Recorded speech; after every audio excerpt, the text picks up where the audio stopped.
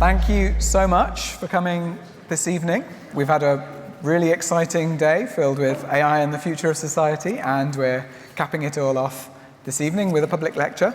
So we've got Professor Genevieve Liveley here today. She's a professor of classics, and how does a professor of classics end up working in AI? We'll find out. She's been doing it for some time now. She's a Turing Fellow. That's the Institute for Data Science and AI, the National Institute. She's Director of Research Institute for Socio-Technical Cybersecurity. And she's been a long-time collaborator of the JGI, Gene Golding Institute. And she's worked on research narratives of tech and risk, with focus on cyber and AI. She's founded the Futures Literacy Through Narrative Institute. That's enough from me. Without further ado, please. Thanks, Dan. Thanks to Dan, and thanks to you for coming out on a sunny evening. It's not necessarily the right time to come in inside. There was wine, which is often a very nice pull and very good for you. So thank you, JGI, for taking care of us so well. But really, thank you for coming out. It's an hour and a bit out of anyone's evening is not nothing.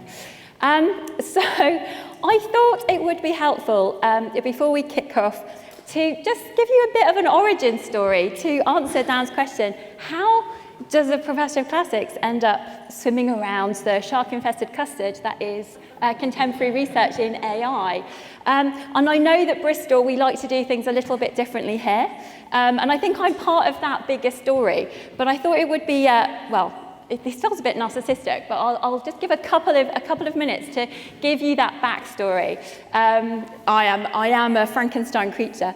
My PhD, which feels like 100 years ago, looked at narrative dynamics of ancient epic. It was a strongly feminist work. And then I discovered chaos theory and chaotics in my second year. And my PhD supervisor, I think, cried a little bit and said, no, we can probably make that work. Oh, go away.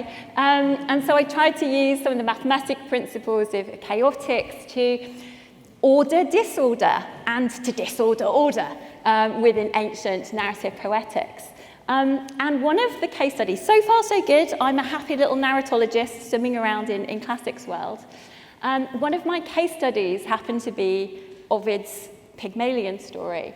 And there's a little sidebar here, a sort of a cameo appearance by friend and longtime collaborator Kate Devlin, who was doing her PhD at the same time as me.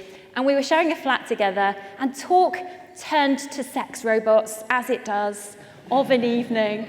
And so I ended up working with Kate on sex robots for a few years, not least of all because I discovered that the sex robots conferences had funding for wine, and the classics and the narrative conferences, not so much. We got tea and rich tea biscuits. So I enjoyed the sex robots work for a while. We tried to buy one once for the purposes of research. We weren't going to give them, our credit card details, but that was fun until it wasn't. You just got a bit icky, frankly, after a while. There were only so many, disembodied heads and sort of grotesquely, dismembered sort of female body parts that you can look on a daily basis. So I jacked that in. I still get invited to conferences occasionally and do the odd bit with Kate. But I really moved that into thinking more deeply about the narrative history, about robots more generally, cyborgs. There are lots of cyborgs in the ancient world, in ancient narratives anyway. And what really interested me beyond that sort of embodiment was the artificial minds, the AI, that was giving life and spirit and story to these creatures. So that led to me doing various work on AI. And it really is, I think, testament to the intellectual generosity of colleagues here in Bristol and at the Turing Institute, that they said, all right, let's have a conversation with this weird classicist. There's something interesting here. And I've worked really hard and I've read a lot, and going to events like this just keep my brain engaged. It's hard work, but you get those lovely dopamine hits from doing interdisciplinary work. Another side, any story has a moment of peripeteia, a turning point. And I think I was just absolutely fortunate that 2018 saw the bicentenary of Shelley's Frankenstein. And so there was a lot of work being done, a lot of global conferences around the Frankenstein. And Frankenstein, if you remember your sort of, I was saying modern classics, 19th century, not quite modern. In my world, it counts as modern. But Mary Shelley was a great classicist, as were the Romantic circle around her. So Frankenstein is the product of bits and pieces of the classics, of his Pygmalion being just one of them. So lots of work around that. And somehow there were people there working on emerging technologies and features, more AI, and I like to collaborate with good eggs. There were lots of good eggs in this world, and this is why I'm still working on emerging technologies, futures, imaginaries, and the good stuff around AI. So that's a really quick origin story. I hope you are happy with that little minor excursus. It was also an excuse. It wasn't just me being a narcissist. Remember, Pygmalion, not Narcissus. But I wanted to squeeze a little bit of Frankenstein in, and I couldn't actually find a good spot for it in the rest of this evening's talk. But Frankenstein is pivotal, not just in the little sort of backstory I've given you about my sort of journey here, but Frankenstein sort of galvanizes the stories that come out of the ancient world and sets a new agenda for thinking about artificial minds, artificial intelligences, and what it means for man to create other human creatures with which he, obviously in this case, sometimes she, might interact. And I love this frontispiece from the 1818 first edition of Mary Shelley's Frankenstein. So this is the moment at which Victor, who's running out the door as fast as he can, because he's just realized how ghastly his creation is. What I really like about this image is how it captures the backstories. Look at the bookshelf in the background there. All those texts, all those stories, all those books that have kind of gone through Victor into his creature. They've programmed his thinking and they've programmed his creature. Down here, we have Victor's own notebook, which the creature is happily going to take with him as he goes out to live in the woods. And at some point, he's going to learn to read, and he's going to, in a sense, learn how to become human by reading stories, including stories from the classics. And he's going to, his turning point, the creature's peripeteia, is reading that book down there, Victor's notebooks, when he realizes, the horror with which his creator perceived him. So a bit of an opportunity to shoehorn in some Shelley, and so you understand how I got here beyond just walking down the hill. So let us, there's going to be a few bad puns. I'm not going to apologize in advance. It's how I roll. The key thing then about that Frankenstein sort of motif is it reminds us that we've been telling stories about artificial minds, machines, intelligent machines, humanoid creatures for a really long time. We might have only coined the formulation artificial intelligence, AI, in the last century, but we've been telling stories for literally thousands of years. Now, some 3,000 years ago, we find ancient epic from the Greek tradition telling stories about autonomous machines. I'm going to show you some examples. AI companions and carers, cyborg warriors, military background and research are there, and fembots programmed to chat and seduce and explicitly designed to punish mankind. This sounds like fiction, right? This sounds like a science fiction in itself. This is all science fact. The fact is that they were telling stories, by the way, not that these things existed. I'm going to show you some specific examples. I start with one that almost didn't make the cut. So this, because it's not very sexy, primarily. It's not super exciting, but it's from the Greek poet Homer, from his great epic Iliad. And it's not very sexy, as I say. It's a little bit sort of mundane. It's essentially, it's a glorified hostess trolley, if any of you remember what they are. Excellent. Some of you know some nods of recognition. It looks as this is an archaeological, find. It's a reconstruction. It's the British Library, actually, I think, have this one. But there are examples of these going back to the 12th century BCE. The story that I've put on the screen actually comes from probably about the 9th and gets written down in the 8th. Now, I hesitated to include this because it's basically an imaginary robot rather than an intelligent machine per se. And I really wanted to restrict my examples this evening to representations and imaginings of artificial minds. I really wanted to kind of focus on that AI aspect. There are tons of robots and automata, cyborgs doing other random things in antiquity. So I really wanted to focus on the artificial minds. Now, these tripods, that's what they are. I know they've got 4 wheels. Don't get me started. But that's what they're called, these tripods. I think they are interesting from an AI point of view, not least of all because this is the first time in the Western canon that something gets referred to as automatoids. The first time we find that word being used. And it gets used one other time in Homeric epic, and it's to describe a character, Menelaus. He's Agamemnon's sort of younger, dumber brother, if you know your Greek epic, which I know that you do. And Menelaus, he's a bit of a puppet, and the gods, make him do things, and his brother makes him do things. And it's one moment when Menelaus kind of grows a pair and has an idea of his own. And he's described as automatoi in the same context. So we get these machines and we get this sort of puppet character being described using this really interesting term. But as I say, didn't really obviously make the cut for me, but I put it in because I think it's interesting, because Homer doesn't tell us any more about how he might imagine the mind model or the mental state of this particular machine might work. It's just a little kind of detail. But I have put this in. What tipped me over this afternoon, I decided to put it in, was they've got clever handles. They've got clever ears. I am stretching the point. I will. Can you see these things up here? They've got clever handles, clever ears. And he sends them into other people's houses, other gods' houses, I should say, because he lives on his own. He's not part of the main the main gang on the campus on Olympus. And he sends them out to the houses of the other gods, and they come back of themselves. And yet I've spent too long working in cybersecurity, I suspect. But I can't help but think there's something spy-y going on with these. But I'll get back to you on quite what that might be.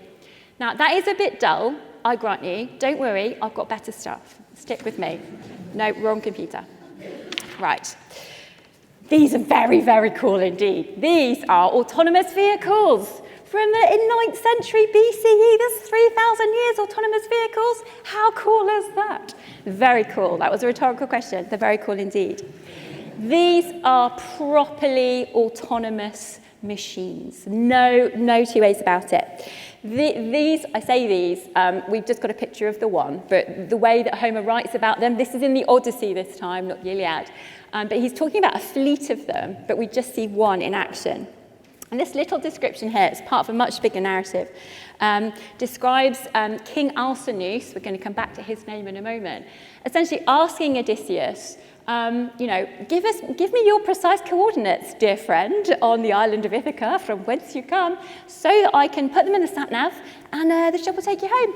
No fear of shipwrecks, it'll avoid Charybdis, all the rocks, you're fine, I will get you home. Remember, at this point, poor old Odysseus has been bouncing around the Mediterranean from island to island for the last 11 years. And the ships do indeed get him safely home after they've been programmed. There's another nice little detail in the longer narrative here. King Alcinous chooses for Odysseus a ship that's about to go on its maiden voyage. Its sort of mind is completely clear. There's no risk of it taking him somewhere he doesn't want to go, because that's what the last passenger had programmed in. It's a really nuanced, fascinating account of imagining an autonomous vehicle. Let me just circle back to Alcinous. I don't know what your Greek is like, but Alcinous is not just a random name.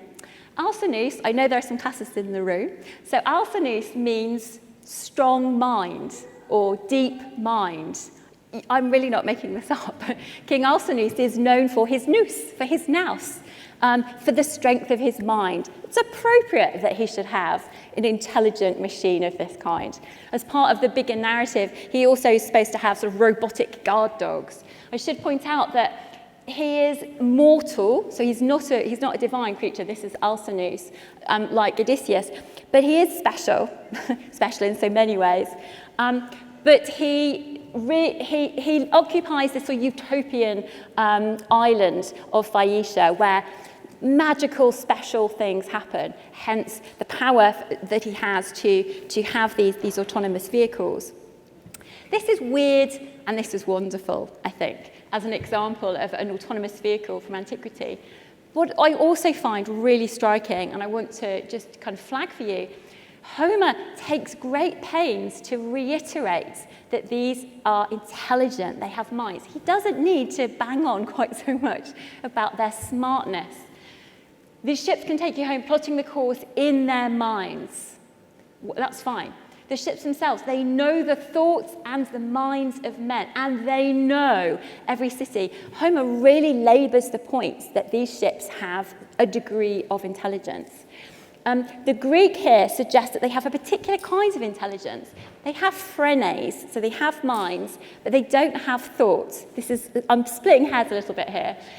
The thoughts of men get put in them, and then they do what they're told to do. They follow that programming, but they themselves don't originate thoughts. It's just a really interesting, I think, aspect of what's going on with the kind of mind model that Homer is trying to work through when he's imagining what it might be like for a machine, for an object to have a mind, to have intelligence. But the crucial thing, I think, that big take home is look how many times he draws our attention to the intelligence of these creatures. Not really creatures, these machines, I think. I'm going to stick with that. We have creatures coming up next. I'm going up in order of coolness, I think.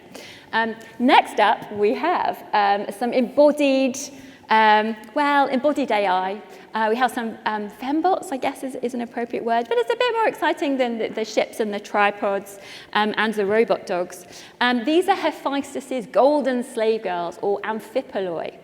And they are made by Hephaestus. He's the blacksmith, in this case, goldsmith, I guess, god.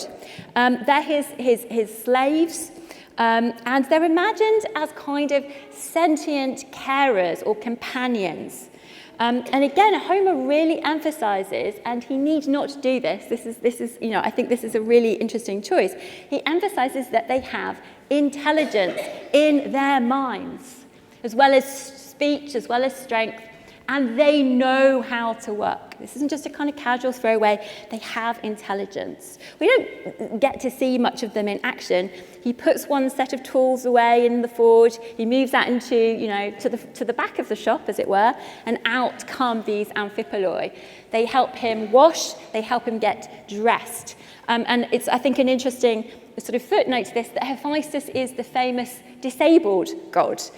He has a limp, and these amphipoloi come out to support him. They're very much playing that carer role, this companion role.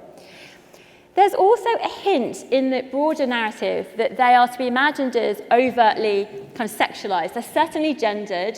They look just like real girls. They look just like living girls. And I've given you an example of this vase. This isn't of the amphipoloi. This is just of typical slaves in this period. Actually, the post-Homeric period. But I think there is something significant in the backstory, I think, to Hephaestus's creation and engagement with his amphipoloi. Those of you who remember your Greek myth will know that they are sort of symbolically standing in for the other woman in Hephaestus's life. Hephaestus is married to Aphrodite, who does not care to spend too much time at the back of the shop, away from her friends. She's kind of shagging her way around the rest of the mortal and immortal world. So there's a sense in which they are sort of structurally standing in for that figure. Don't know what that gesture is meant to say, but you take my point. So I think something is really interesting going on with these amphipoloi and the very first gendered feminine examples of intelligent creatures that we have in the Greek tradition. This is back in the Iliad. What else have we got? I think wrong computer again. The most famous, I think, artificial creation of artificial intelligence, antiquities, got to be Pandora. Again, do you spot the pattern? Hephaestus is making her. He looks like he's about to hit her with a hammer. This is not. This is part of the active creation here. This is from a much longer narrative section, and I couldn't work out what to cut out because all of it is so good. So I've done my best. And I just want your attention to that bit. The father of men and gods laughed aloud. This is Jupiter, this is Zeus. And he's laughing aloud because he's come up with a really cunning ruse, a very cruel, jolly jape, to punish Prometheus and the race of men for the theft of fire. So Prometheus has stolen fire. He's stolen technology. He's stolen knowledge from the gods. And he's got to pay. And Pandora is the trade-off. So Hephaestus is called in to wreak Jupiter, Zeus's Rowenge. This comes not from Homer, but from his kind of broad contemporary, the poet Hesiod. And like those Homeric amphipoloi, Pandora is really interesting for lots of reasons, but she's very, very similar to those amphipoloi. She's got human intelligence put into her. She's got speech. She's got strength. This seems to be important, the strength, to help around the home. And then thanks explicitly to Aphrodite in this context, she's got sexiness, she's got charm, she's got karate, she has the power of persuasion. I also like the fact that Zeus orders Athena to teach her needlework and weaving. This is the most important, frankly, the only skill that you need as a woman in the ancient world. But she doesn't just put it into her like all the other attributes. She teaches her. This machine, this AI is capable of learning. Obviously, I'm going to lean on that a little bit in the context of kind of machine learning in the 21st century. What else is interesting? I think the fact that this is designed to be a punishment, she's designed to be the trade-off for fire, makes her really interesting. In some of the research we do, we refer to her as a technosoma. She embodies technology, and she replaces the fire that Prometheus has stolen from the gods. She is not a happy creature. We've seen the amphipoloi sort of very simply coming out to help. But this creature is full of lies, crafty words, and deceit. And that seems significant because she's going to herald in a new dystopian age. Her job is to punish, not to kill, but to punish, to make life a living misery. There's one more note that I was going to pull out here. We often see Hephaestus as a sort of lone creator character in ancient narratives around artificial intelligence. What I like about here is it's clearly a team effort. The programming of Pandora is not the traditional lone creator, master, think, Elon Musk-y type. It's a team effort. Everyone's putting in a little bit in here, which I think is, much closer to kind of real-world AI research and programming. But those tropes that we saw with the amphipoloi absolutely scream through here. She's designed by a single creator. There's this shadowy male figure in the background, but she's highly sexualized, thanks to Aphrodite, if nothing else. And she's so beautiful, she's goddess-like. She transcends the living girl, real girl model that we saw in the others. I've got one more for you before I start to kind of cash out what this means and why this is interesting. This is arguably my favorite artificial intelligence from the ancient world. This is Talos. Isn't he gorgeous?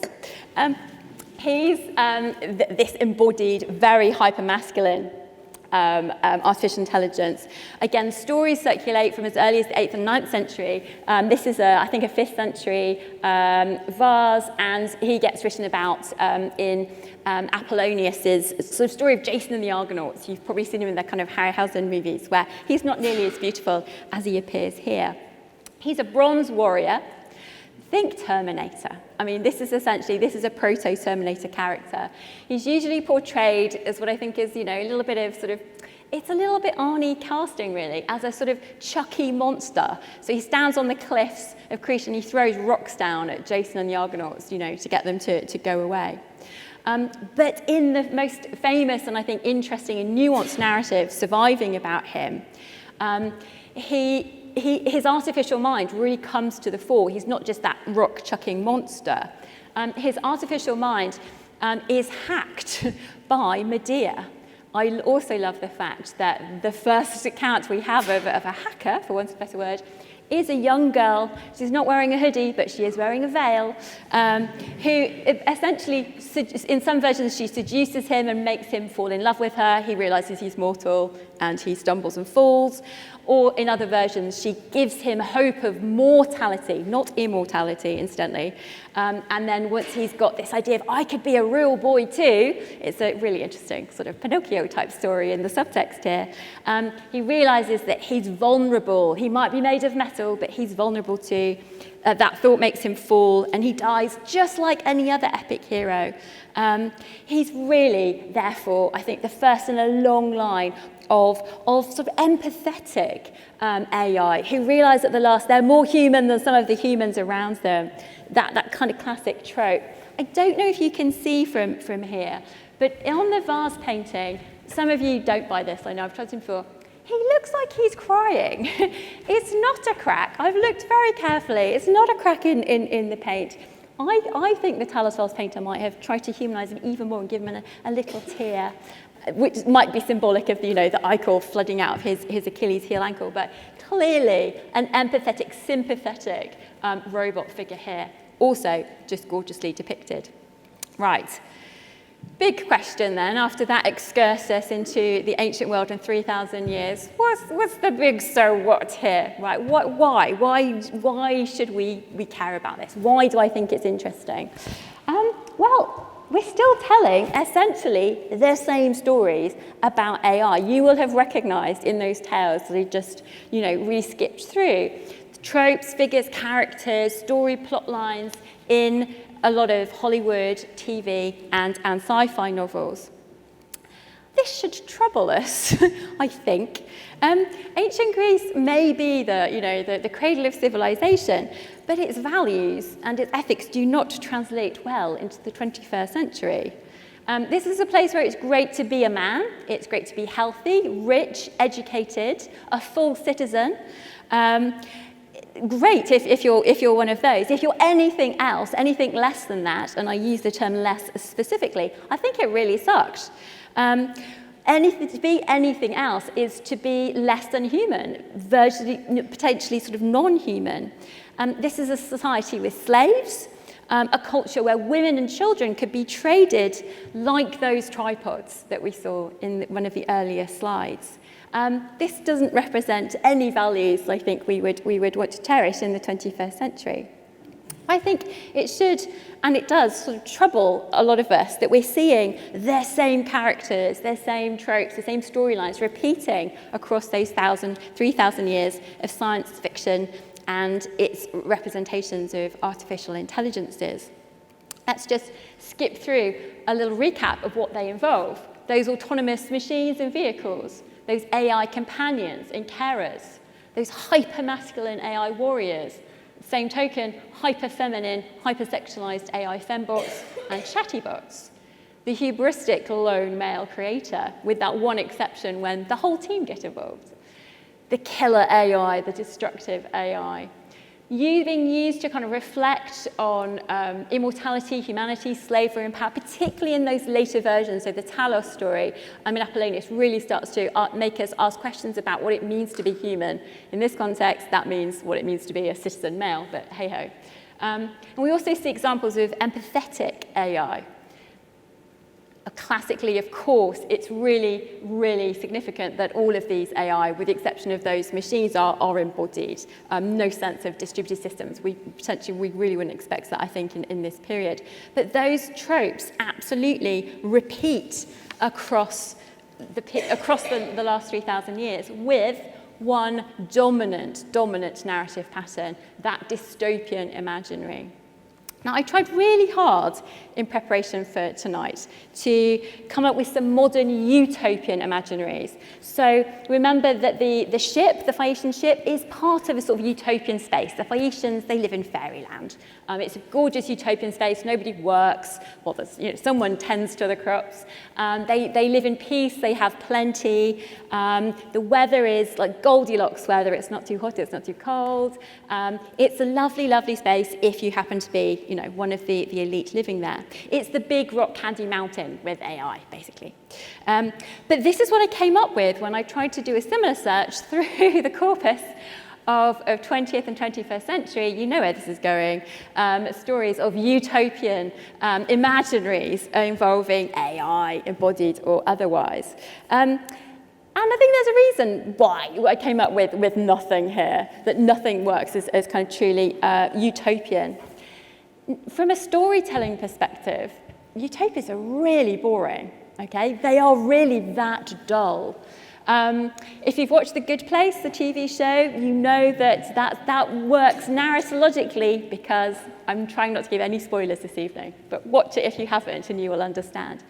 From a narrative point of view, utopias are really, really boring because nothing happens. Because if a utopia is a perfect space, for anything to change, you're going to make it 1 degree less perfect.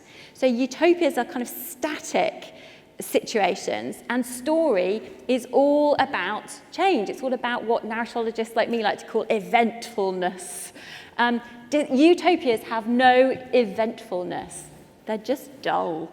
No good at all for storytelling purposes. Hence the blank screen, just to convey that dullness, that nothing happening.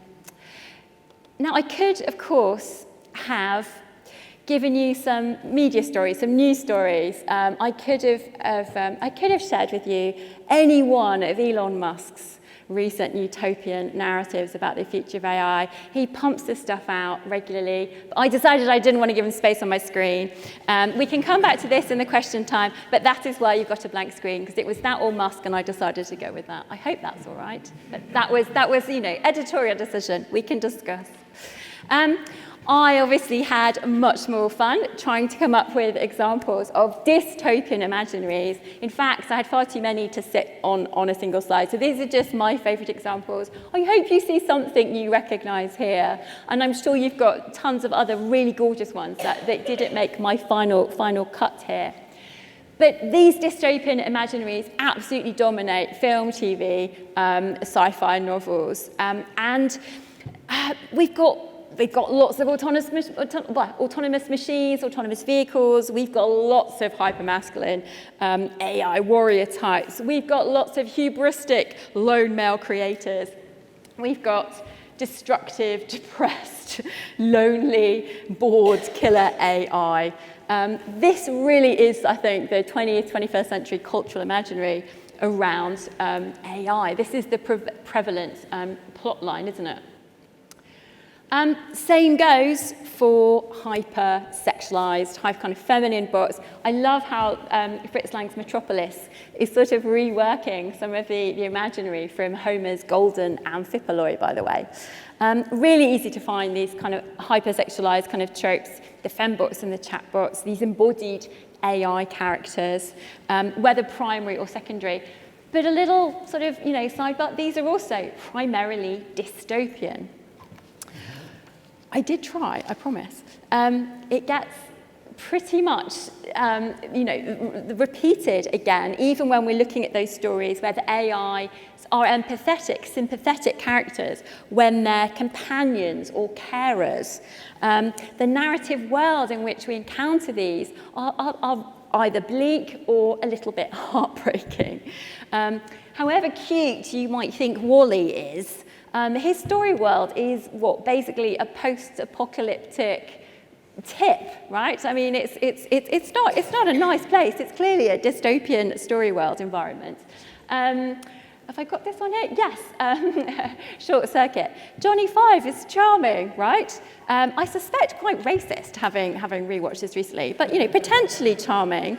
But Johnny Five is basically Frankenstein rewritten. He's even animated by a lightning bolt, which is why I've put him next to Mary Shelley's novel. And then Megan is really, really, really, really scary Pandora. I think it's really not a nice film. I'm a little bit traumatized. You see. Some of you might want to take issue, again, we can come back to this in the conversation, why I've put Mary Shelley's Frankenstein in my companion, Kara AI slide. But I really think, doing some work on Mary Shelley's Frankenstein recently for an AI and literature book, I'm pretty sure that Frankenstein is just a bleak bromance. And we can discuss later, but I think it works. Victor just wants a friend, and Frankenstein's creature just wants someone to love him. So I thought it qualified here, but I also wanted to highlight that bit about Johnny Five. All right then. We can come back to this if needs be. But again, really quite depressing, quite sad, even when they are sort of trying to be heartwarming.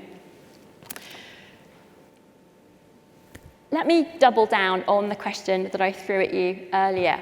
Why does this matter? Why should we care if story patterns from 3,000 years ago replicate across our modern stories about AI? After all, these stories are obviously science fiction. They're not science fact. Why take them seriously? Why invest time and energy thinking about them and analysing them in the way that we do? Why should we take them seriously?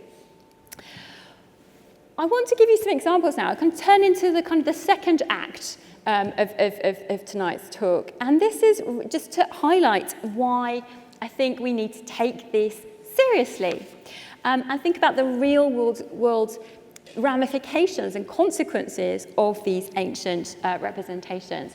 So in 2018, the House of Lords published this Select Committee report on artificial intelligence, and it's golden. It really is great. It's available online if you are so minded. You can take a look yourself. There won't be a test or anything, but if you want to kind of have a little play around, I've pulled out what I think are a couple of the most kind of salient and juicy examples. Let me read you paragraph 39 in my best House of Lords voice. All right. The representation, I'm not going to do that to you, I promise. The representation of artificial intelligence in popular culture is light years away from the often more complex, I think always more complex and mundane reality.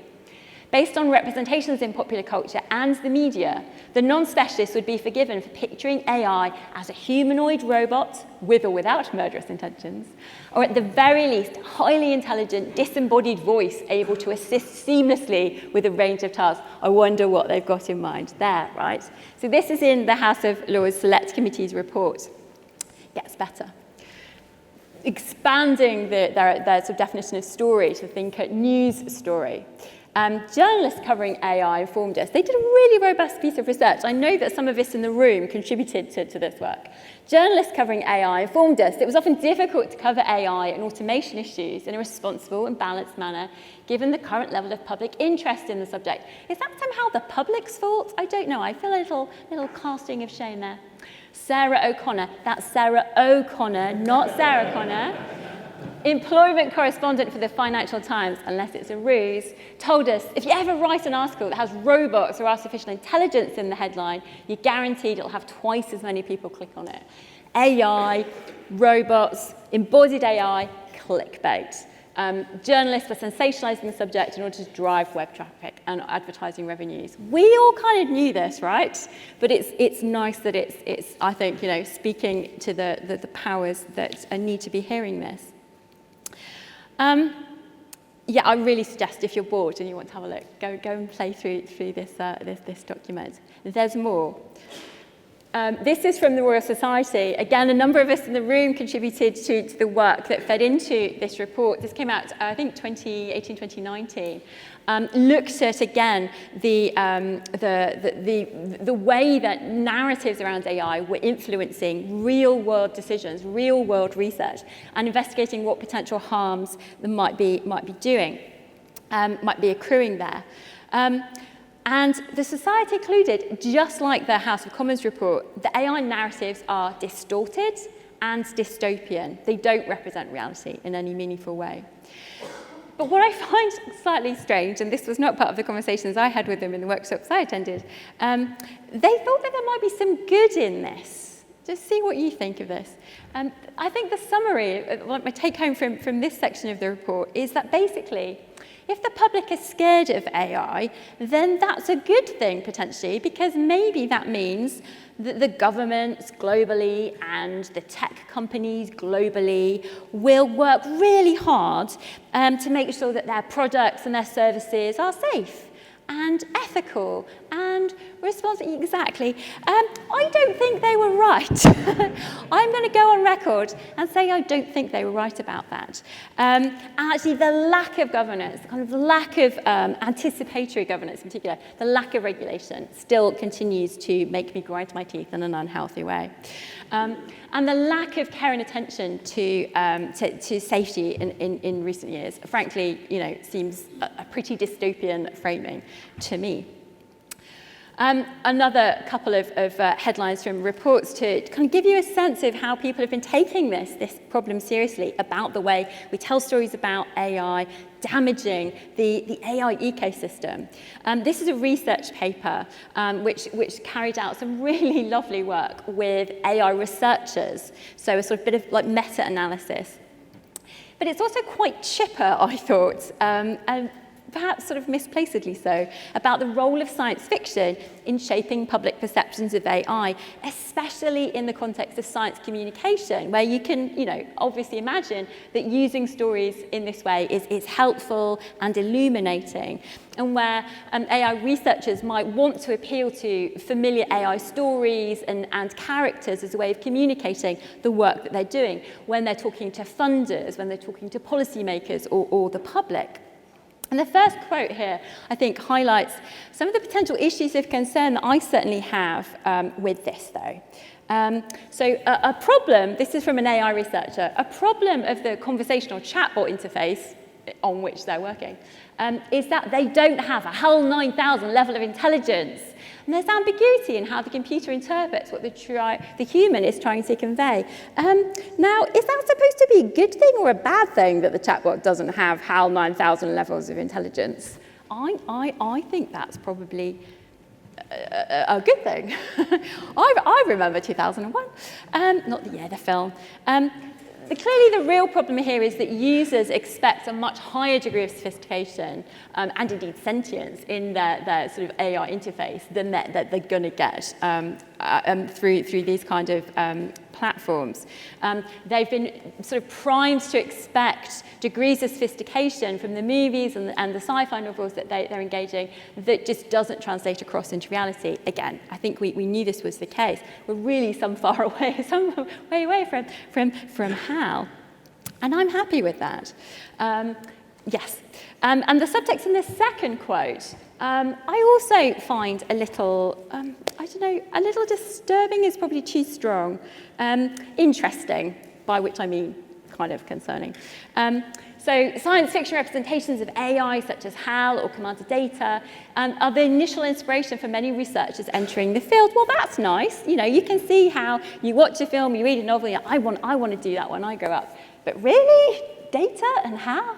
It just concerns me that the AI research and researchers of the future should be sort of valorizing these positions from the 60s and 70s. How are we going to ensure a broad range of people entering this research as a field, as a profession? How are we going to move away from trying to move into the future and make it represent the past? That's my sort of anxiety around that dynamic. How do we get diversity, not just in the breadth of people entering the field, but in the work that they're undertaking and the imaginations that they bring to that work, because that's absolutely critical here. I've got one more quotation from this report. It's, again, online, open access, it's really good. Sci-fi film is thought of as a mechanism that promotes technological awareness in society, warming them being us, the public society, of the perils of artificial intelligence. Okay, that's legit, I guess, but what about the benefits? Who's out there informing the public, that's us lot, of the benefits, the potential benefits and goods of AI, if the dystopian imaginaries that we've seen are the predominant ones?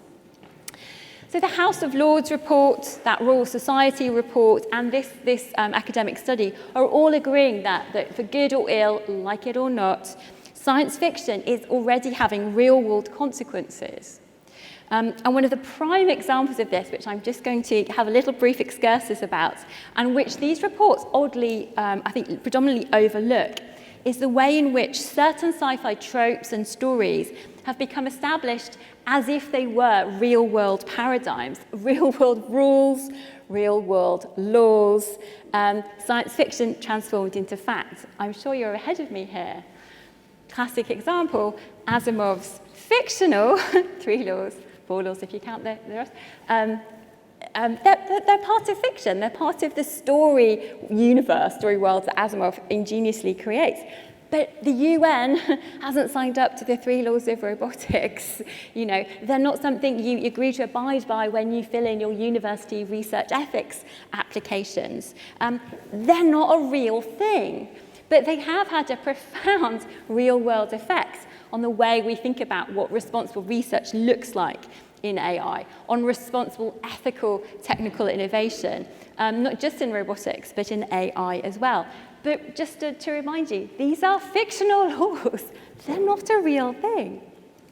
I also take issue with, I love Asimov, by the way. I'm not dissing Asimov here. I'm not dissing Asimov here, just the way that the fictions get concretized in the real world. Asimov refers to something in his fiction as a fictional motif, something refers to as the Frankenstein complex. He's so awesome. Which supposedly explains mankind's gut fears that any artificial man they created would turn upon its creator. That's my best Asimov. And of course, the complex that draws, this notional complex draws on Mary Shelley's Gothic novel of the same name. And again, it's not a thing. It's a lovely way of explaining how some characters, sorry, I said I was going to go off on a couple of rants tonight.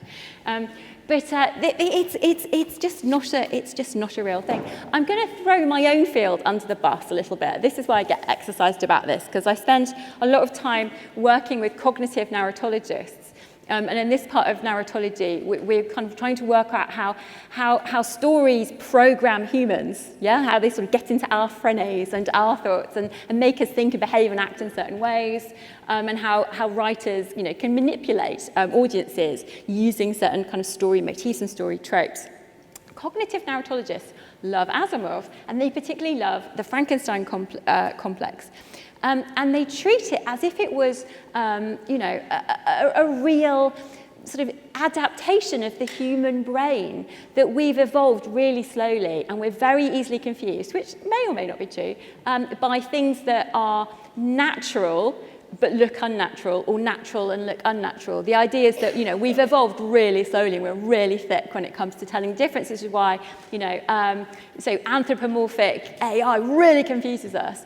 And they play out this idea that we are sort of somehow human brains are programmed, have evolved to be troubled by this, and we resolve that anxiety by telling ourselves stories whereby the creature that is artificial but looks natural turns against its creator. Absolute nonsense in so many ways. This isn't an evolved adaptation. The claim that the narratologists make in this field is that this Frankenstein complex, not a thing, is trans-historical, universal. Every culture that tells stories, we're the storytelling animal, has this Frankenstein complex. No research, because it's not true, because it's not a thing. Just think back to the stories that I shared with you from the ancient world. None of those embodied AI go rogue. None of them turn against the creator. They might be a bit killy, and they might contribute to a dystopian environment, but they are doing what they're programmed to do. They never go rogue. They never turn rebellious. So the rebellious robot, the Frankenstein complex, is not the universal, trans-historical thing that some of my colleagues will tell you it is. It's a fiction. It's a great fiction, works really well in Asimov, worked really well in Frankenstein. I could rant about this all afternoon. I won't, because I've got a few concluding thoughts to wrap up with. And then we can have a conversation about this.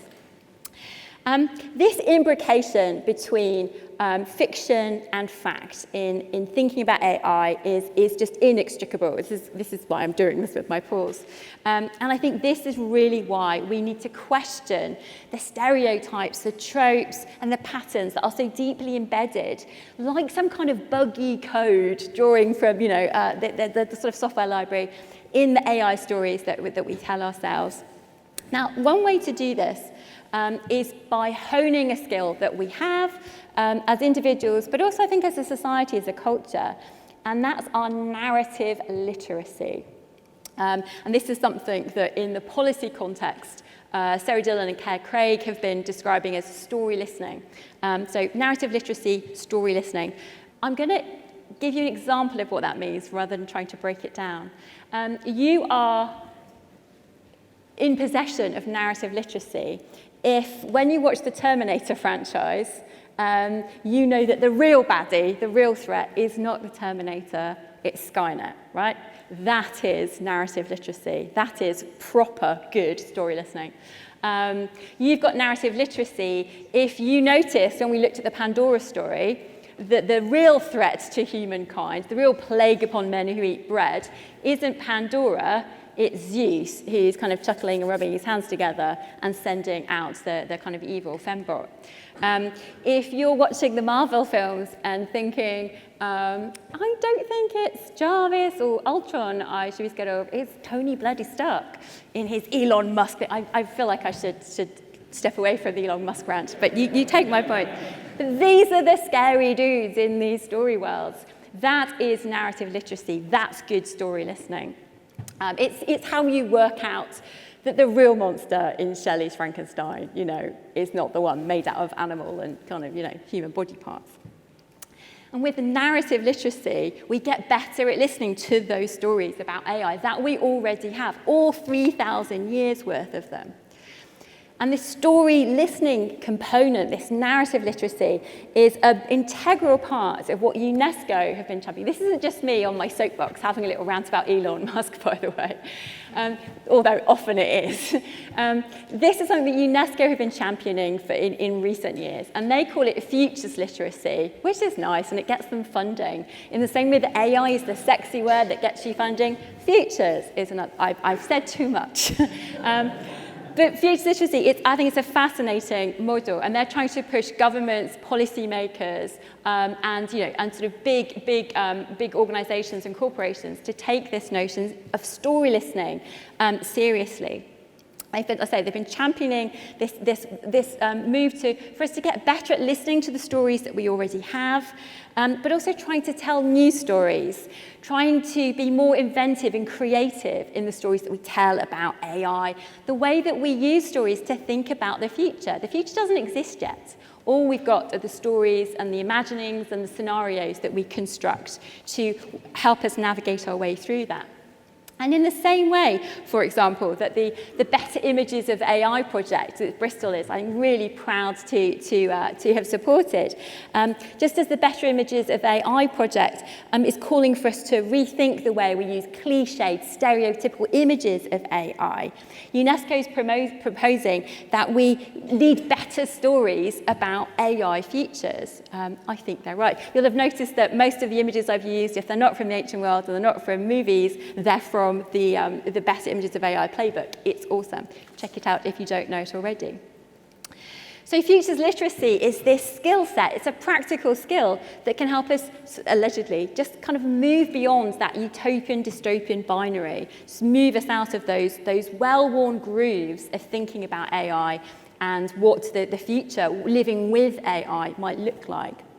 And this is really important if we're going to think through about what measures we need to put in place now to protect us in the future. And that's something that I think governments globally have been really poor at doing. I don't need to tell you that. I think it's just self-evidently true. They also think that we need to be using this story listening, better storytelling, to think about what are the benefits of AI and how do we communicate those to people alongside the kind of big scary stuff.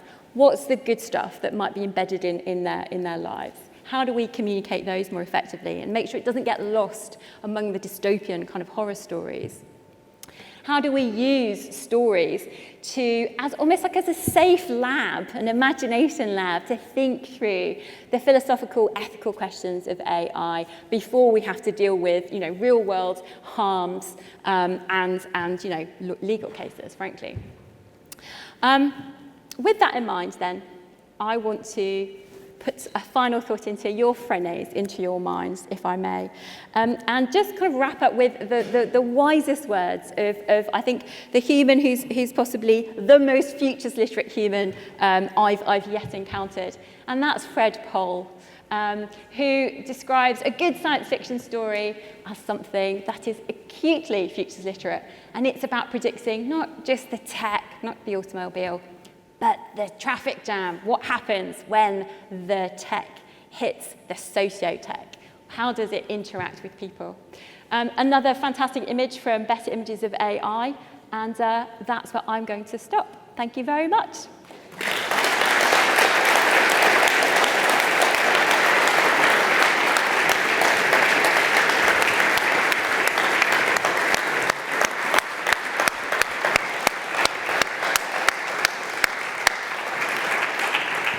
Great. Well, thank you very much. That was fascinating. I hope you were all as inspired by that as I was. One of the thoughts I had when listening to this narrative way of viewing AI, the history of AI, was, well, in data science, we don't have any causality at all. We have data, but there's no causality in data. We put that in with a narrative. We call that a model, but the only way that you get anything that explains anything is through this. And so perhaps it's not so surprising that the only narrative, or the only causal story that we can tell about AI, given that it didn't exist, is the one that's been told forever. So opening up to questions. Great. Over there first. That was brilliant. Thank you very much. I was just wondering, I'm thinking about how the likes of Sam Altman and Elon Musk present themselves as like voracious consumers of these narratives. And we see these ironic little gestures in their discourse and in the technologies themselves. And I'm wondering what that does to the narratives. I'm thinking that perhaps there's some formatting going on where they're sort of turned into pastiche and then presented back to us. And I wonder if you agree with that, and I wonder what you think the consequences might be for a futures literacy, how we should think about those when they are kind of fed back to us. That's such a great question. I have ranted a little bit about Elon Musk, not for the first time, and I'm pretty sure not for the last time. He's a peculiar fellow, right? And Zuckerberg is, I know some of you in the room know his odd characterizations a lot better than me, but they are clearly performing a character in their own kind of, insert your own words of choice. But they are playing a part, and I think there's some really interesting sort of evidence to suggest that Musk is doing this deliberately, performing the Tony Stark character, just as Robert Downey Jr. used some of his readings about Musk. So this really strange recursive trope kind of develops. My fear, my anxiety about this is a dystopian imaginary, so I'm allowed to be fearful here, is that that's for Musk, that's a super kind of highway into the language that we speak about AI. And it sort of garners to him inappropriate levels of authority. So in narratology, we're really interested in four things. Like, we pretend it's complicated, but it's just four things. which we can have as an acronym, TAPO. There will be a test, that's TAPO. T is for tellers, A is for audiences, P is for purposes, and O is for occasion. And the teller, the story is made by the teller. And of course, it's kind of shaped by the audiences. But by sort of channeling into that pre-programming that we have around the lone male, sort of hubristic, autistic creator, then we have this sense in which he's like I said, just channeling it into all that backstory that we have. And he has unnecessary and amplified authority because of it as a teller. So who is not telling the stories? One of the questions that I'm doing something at the Cheltenham Science Festival on Sunday. One of the questions that we're asking is, whose AI imaginary are we living in, and whose AI imaginary do we want to be living in? We don't want to be living in Musk's. So how do we get other people's voices to contribute to that? And he's such great clickbait. We saw from the reports.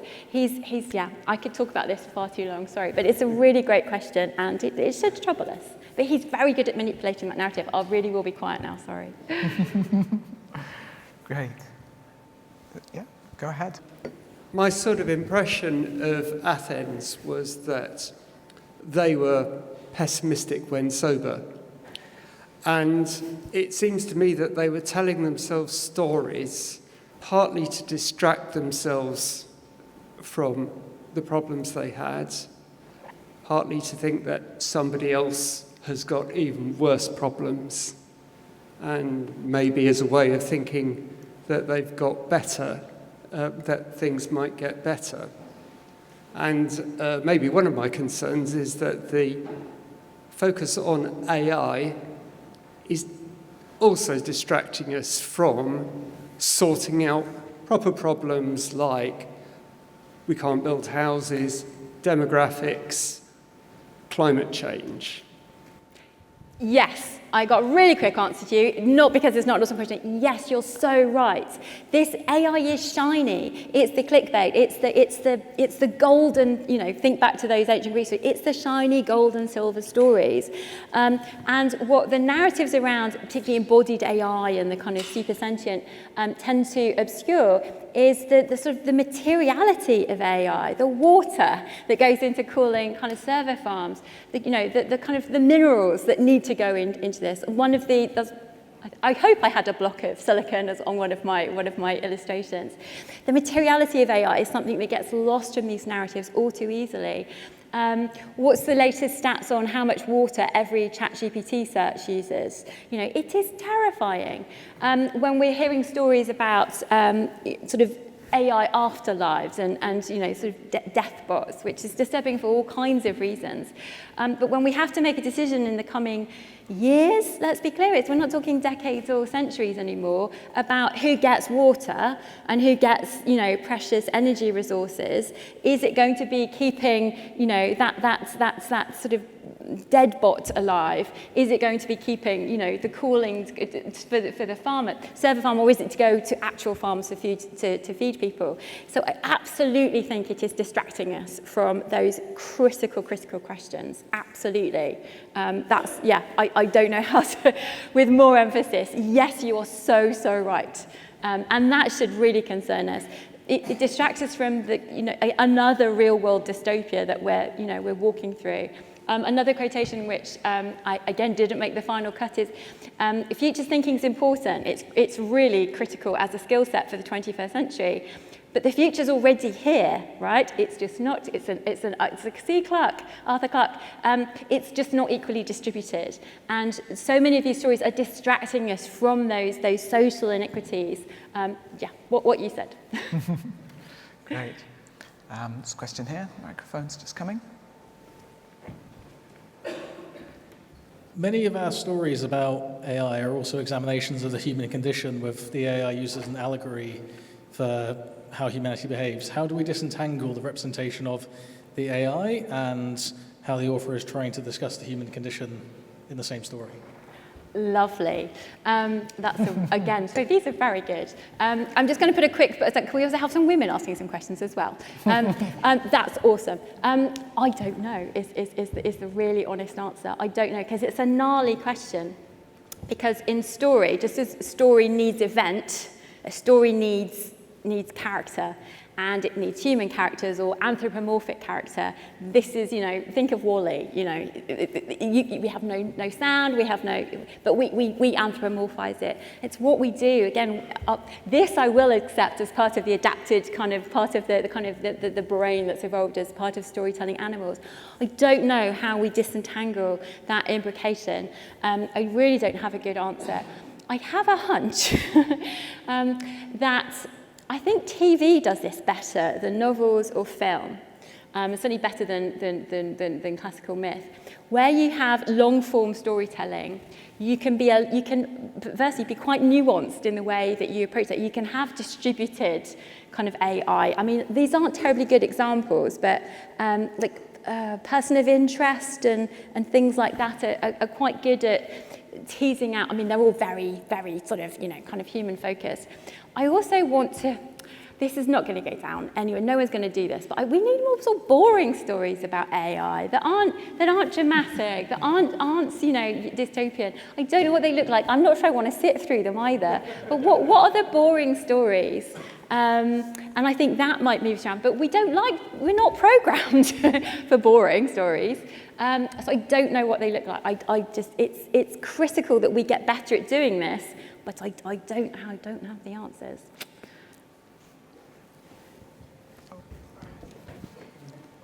Hiya. Thank you.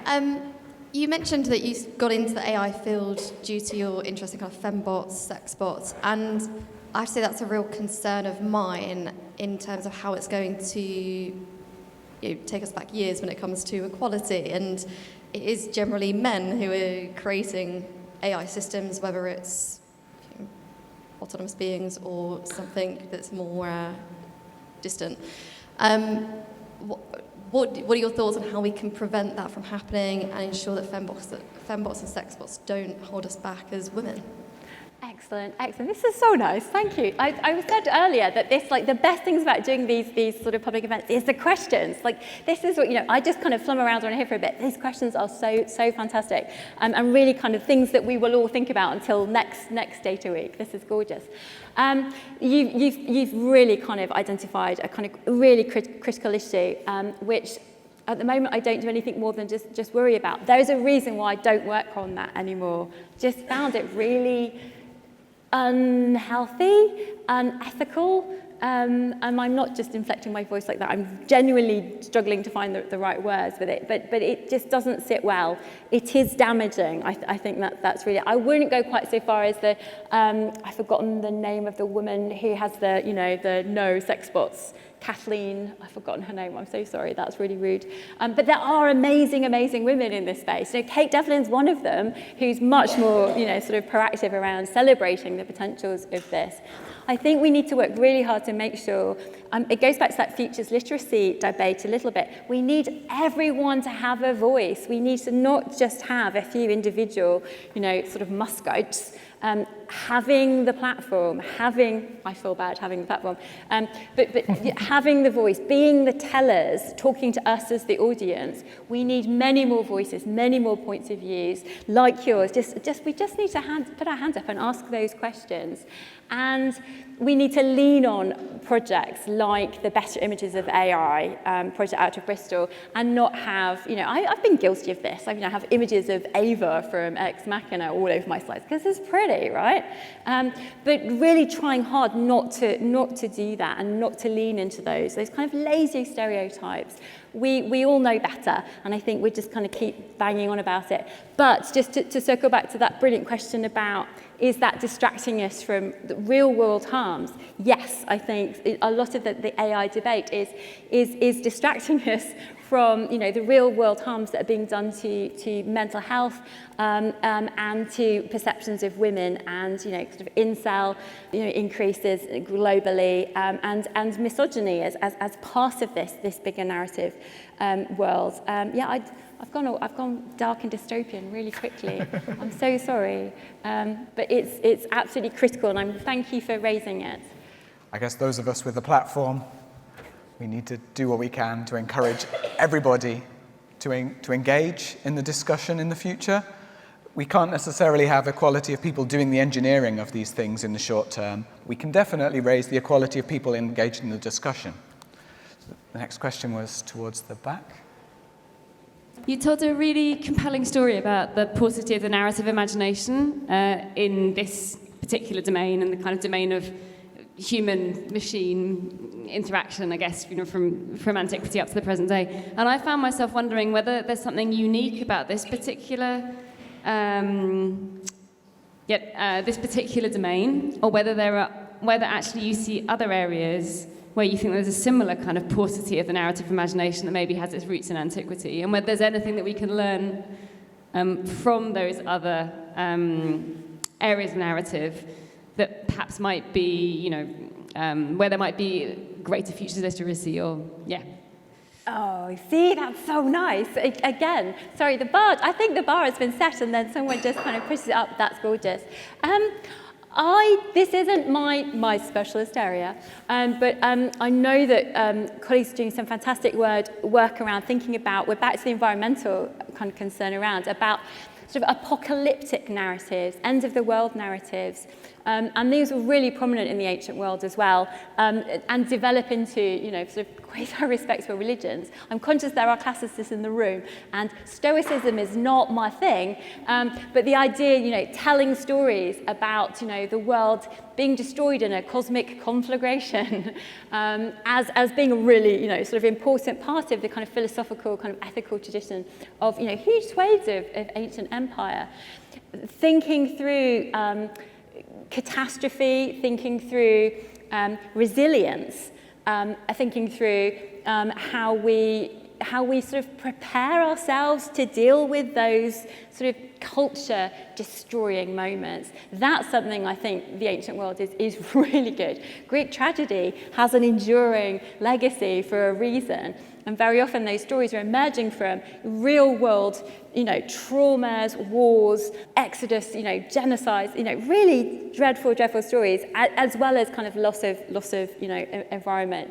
And I think that might be something that I know some colleagues are working on there, particularly around sort of eco-criticism and trying to kind of find out what lessons we can learn from that long history of futures is the way I kind of picture it. So I work in futures and emerging technologies, but I always like to take the long view because we're very often told, like, this is shiny, this has never happened. When we were going through the pandemic, I mean, how many times did we hear, this is unprecedented? And no, it's not.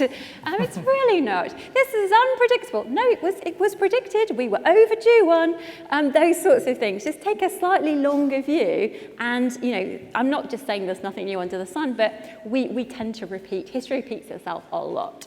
And I think they're absolutely interesting ways that we can learn from that. So I think the kind of eco-critical one would be, for me, the most significant. I've been doing some work recently. I'm just kind of scanning my brain to think of it. So UNDP are doing some work around trauma. How does society recover from trauma, and not just kind of pass that on to future generations? And story is obviously one of the the most kind of transportable, not saying it's the most potent, but it's one of the most kind of sort of transportable ways of trying to negotiate that. So there are, sort of intergovernmental agencies trying to do this in real world contexts this evening. But it's a fantastic question. Great. Time for maybe one last question. There were 2 hands up. 3 now. Go ahead. Hello, that was brilliant, thank you. I know everyone else has said that, but it's true. So, what does story tell us about how we can, I can't think of another word than transcend the paradigm, for which I apologise. That's a T-shirt right there, that's really nice. So we have these are the tropes, these are the sort of, they could become concretized. Do we have any examples from a story about people doing things differently and moving past that, what they've been given? Yes, that's really nice. I try not to say this too much, so a public forum is the right place to confess to it. I'm a bit of a geek for the Russian formalists. They're really not popular and they're not as sexy, and they're very hard to read. But they kind of invented contemporary narratology, and I like going back to the source. Obviously, Aristotle was there first. I know the classicists will say Aristotle's first, but the formalists kind of rediscovered Aristotle and established the principles of contemporary narratology. So I think Vladimir Prop was, and the morphology of the folktale emerges from that Russian tradition. And within that, what they sort of define as the kind of spark of creativity in narrative is estrangement, ostrani. So you get the story of, well, we saw it with Frankenstein getting retold as Short Circuit. We saw Pandora get retold as Megan, that realistic. Don't watch that; it's horrible. And Ex Machina as a new kind of Ava, and that's replication, that's repetition. And so for Shklovsky and the formalists, good storytelling, this probably goes back to narrative literacy as well, and I just hadn't made that connection, so thank you very much. It's about a kind of swerve, it's about a variation, it's about estrangement. So you go in thinking, yeah, I know what this story's about, I know what that character's going to do, and then it's, oh, I didn't see that coming up, which we love when we're watching a film or TV or reading it. It's like, oh, I didn't see, oh, you clever bastard, you. That's what we really get a lovely little dopamine hit when that happens. And I think that's what we need to be doing more of in our collective storytelling. And I'd love to see more of that, not just sort of reissuing those tropes. A good example would be The Creator. Did that come out last year, the year before? Which is great. Oh, I can't do this without spoiler. I'm really sorry. Watch The Creator if you have a couple of hours to spare. It's very, very good, except it could be better. So it kind of reverses some of the, I can't say more without spoiling it for people, and you should watch it, it's worth watching. But yeah, I just think not just reversing those standard patterns and tropes, which is the really thing to do, but kind of swerving and just stranging them. That would be my suggestion. And Shklovsky, the formalist who really kind of embeds that in narratology, looks back to, sorry, I'm such a geek, looks back to Ovid as his example. He looks back to the classics as someone who does this very well. So that. There are many reasons why I love Shklovsky, but that's just one of them. You didn't need to know that, but I'll just throw that in there. Wow. This has been really inspiring. Thank you so much. And yes, let's thank Genevieve. Thank you, Dan.